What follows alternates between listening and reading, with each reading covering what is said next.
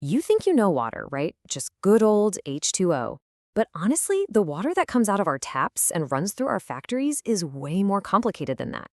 It's actually a complex chemical cocktail. Today, we're going to dive deep into that invisible world hiding in our water, and we'll start with a problem I bet you've run into before. Have you ever had this happen? You go on a trip, jump in the shower, and your soap just refuses to lather up. No matter how much you scrub, you just can't get those suds going, and you're left feeling kind of sticky. You probably blame the soap, right? Well, you'd be wrong. That's right. The problem isn't the soap you're using. The real variable here is the water itself, and more importantly, what's hiding inside it. So let's get into it and find out what's really going on. You see, as water travels through the earth on its way to our pipes, it's never perfectly pure. Think of it like a public bus on a long route. It picks up all sorts of passengers along the way. Some of these hitchhikers are pretty obvious, things like tiny bits of sand or clay. Others are microscopic, like bacteria. But the passengers that cause the most trouble are often the ones you can't see at all: dissolved minerals, especially salts made of calcium and magnesium. And that, my friends, brings us to our main culprit: hard water. It's those dissolved calcium and magnesium ions that are reacting with your soap, stopping it from making a lather and creating that gross, filmy soap scum instead. Now, here's a fun fact. Not all hard water is the same. There's what we call temporary hardness, which is caused by bicarbonates. This is the kind you can actually fix just by boiling the water, which makes the minerals fall out. But then there's its really stubborn cousin, permanent hardness. That comes from chlorides and sulfates, and, well, boiling it does absolutely nothing. Okay, so it wastes a little soap. What's the big deal, right? Well, the problems with hard water go way beyond your morning shower. At home, it's an annoyance for sure, but in an industrial setting, it can be an absolute disaster. At home, it's that crusty white stuff that builds up in your kettle. That's limescale, and it makes your appliances work harder and waste energy. But when you scale that up for industry, the stakes get so much higher. Hard water can ruin entire batches of paper or fabric, and even worse, it can lead to catastrophic boiler explosions. And this quote really hits on why it's so dangerous in industry. A boiler is basically a giant kettle that's running 24/7. As the water turns to steam, those dissolved minerals don't go anywhere. They just get left behind, and their concentration gets higher and higher and higher until the water just can't hold them anymore, and they start sticking to the inside of the pipes. This buildup leads to a few really nasty problems. First, you get sludge, which is exactly what it sounds like, soft and slimy. But the real villain here is scale. This stuff is rock hard, and it bakes onto the pipes, acting like an insulator and causing the metal to dangerously overheat. And then there's something truly terrifying called caustic embrittlement. That's when chemicals in the water literally start to attack the steel of the boiler, making it fragile and brittle, like glass.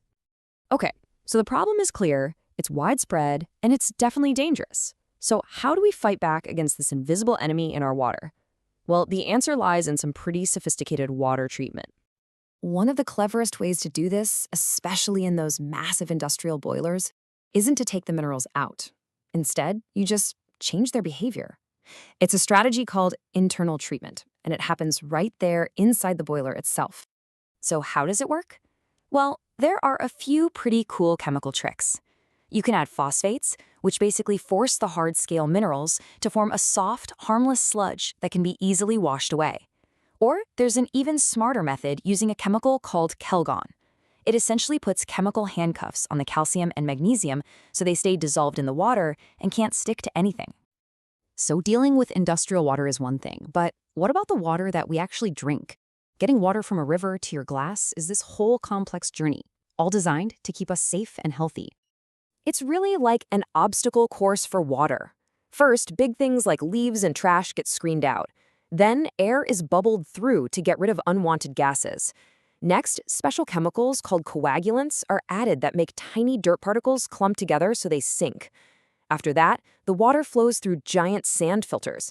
But the final step, disinfection, that is without a doubt the most crucial of all. This is the million-dollar question for every single water treatment plant. You have to add enough chlorine to kill every last dangerous germ, but if you add too much, your water tastes like a swimming pool, and it can even be unhealthy. So how on earth do they get that balance just right? The answer is a super precise scientific method called breakpoint chlorination. It's all about finding the exact sweet spot, that moment when the chlorine has zapped all the bad stuff. At that point, you're left with just a little bit of residual chlorine, just enough to keep the water safe all the way to your house. It's a perfect chemical balancing act. So we can soften water and we can make it safe to drink. But what about the really, really tough challenges? What do you do if you need water that is absolutely chemically pure? Or what if your only water source is the ocean? These are the final bosses of water treatment. For situations that need ultra-pure water, like in labs or manufacturing computer chips, we use an amazing process called ion exchange. Think of it like a nightclub with two very specific bouncers. The first bouncer, the cation resin, grabs all the positive ions, like calcium, and swaps them for hydrogen ions. The second bouncer, the anion resin, grabs the negative ions, like chlorides, and swaps them for hydroxide ions.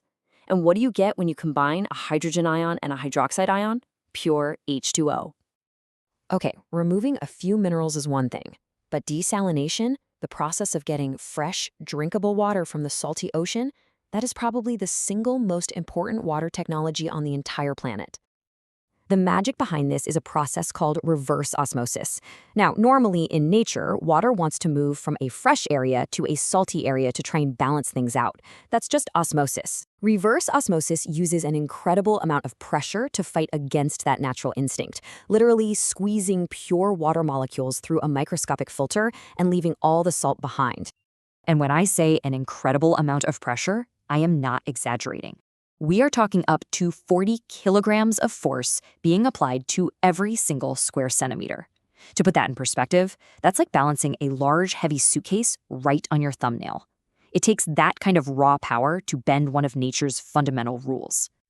So when you think about it, we started with a simple, everyday annoyance, soap not lathering, and now we're talking about the massive global challenge of water scarcity. It just goes to show you how mastering the chemistry inside every single drop of water is absolutely essential. And as our world gets thirstier, you have to wonder, will these amazing technologies be enough to keep up?